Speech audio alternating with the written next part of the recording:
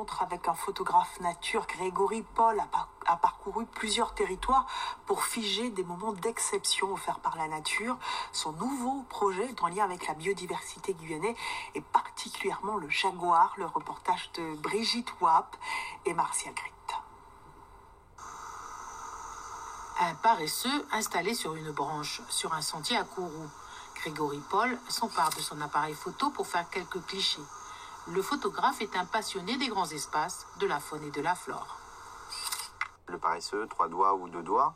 Et après, ce que je cherche, le fond, là, actuellement, c'est quand même le grand félin, ou même les petits félins, donc jaguar, oslo, jaguar on dit.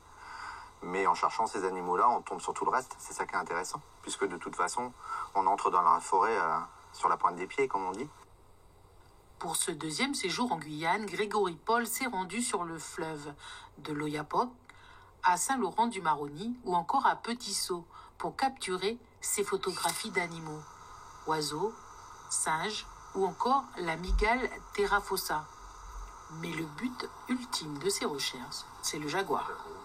Le fil conducteur étant la recherche du jaguar, il y a une espèce d'enquête en fait que je mène.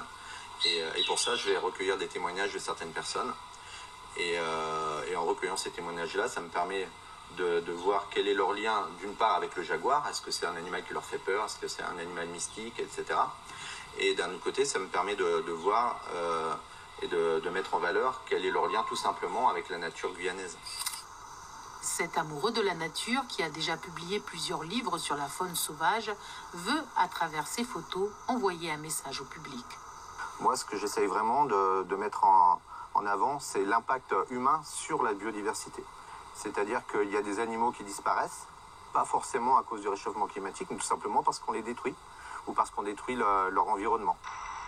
Cette image, il a pu la capturer grâce à des caméras placées en forêt.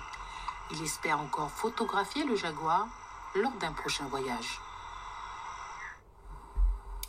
Et voilà, c'est la fin de ce journal. Merci de l'avoir suivi. Retour de l'info en radio dès 5 heures. L'info est aussi en continu sur notre site.